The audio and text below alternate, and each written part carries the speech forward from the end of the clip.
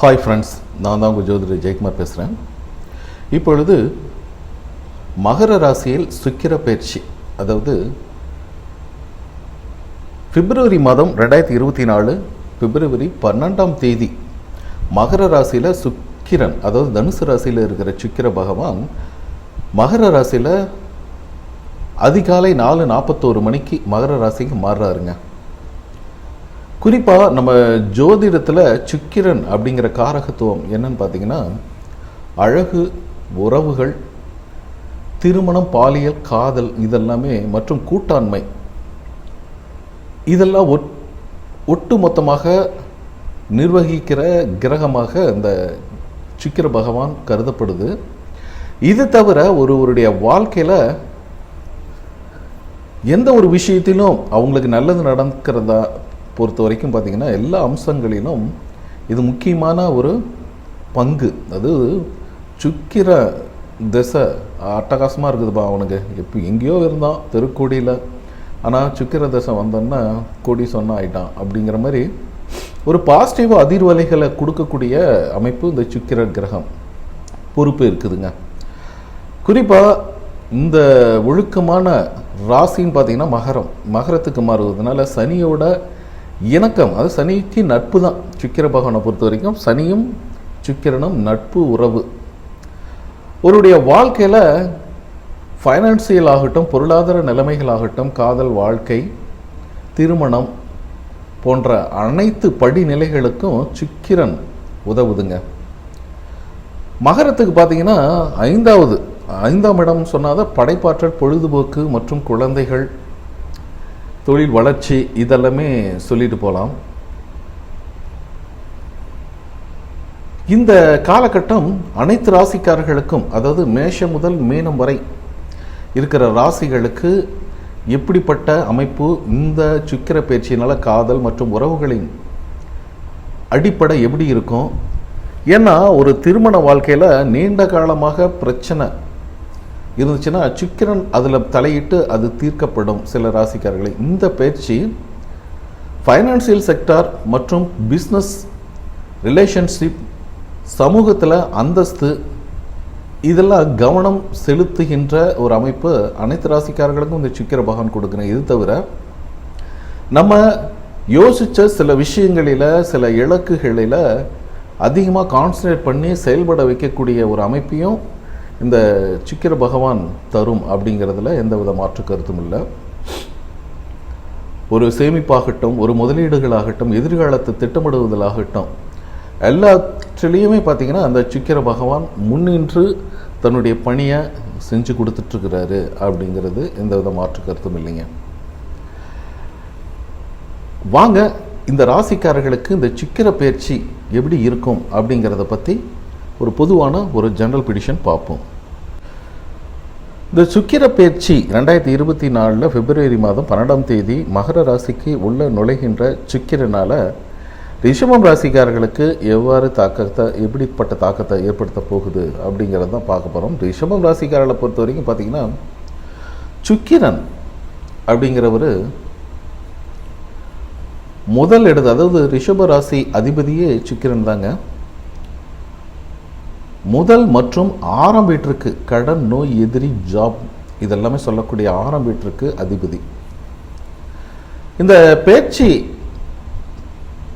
நடக்கும் பொழுது, இந்த பயிற்சியின் போது உங்களுடைய 9ஆம் வீட்டிற்கு நுழைகிறார். பாக்கியங்களை கொடுக்கக்கூடிய மகர ராசி, மகர மனையில் சுக்கிரம் உள்ள என்ட்ராகிறாரு.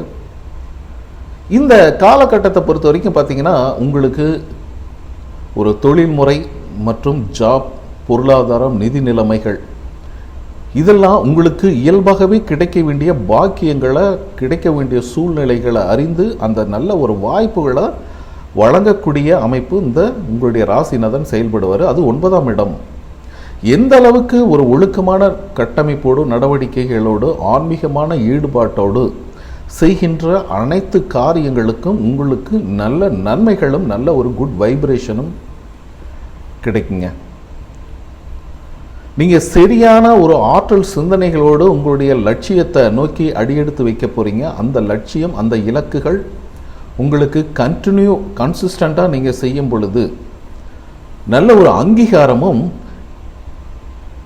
அந்த இலக்குகளை தொடுவதற்குண்டான நல்ல ஒரு புதிய புதிய வாய்ப்புகளும் வழங்க போகிறது அப்படிங்கிறதுல எந்தவித மாற்று கருத்தும் இல்லைங்க. மகர ராசியில் சுக்கிர பயிற்சி அப்படிங்கிறது 9ஆம் இடம் வெளிநாட்டு பயணங்களை குறிக்கக்கூடியது. வெளிநாடு செல்லும் பாக்கியம் அப்படிங்கிறது இயல்பாகவே நீங்கள் வெளிநாட்டுக்கு போகணும் அப்படிங்கிற ஒரு முயற்சிகள் எடுத்து அதுக்குண்டான பேப்பர்ஸ் எல்லாம் கரெக்ட் பண்ணி வச்சிருக்கிறீங்க, அல்லது நீங்கள் எதிர்பார்த்து காத்துட்ருக்கிறீங்க. அப்படிங்கிற பட்சத்தில் அதற்கு செல்லும் பாக்கியமும் உங்களுக்கு வெளிநாட்டு செல்லும் பாக்கியமும்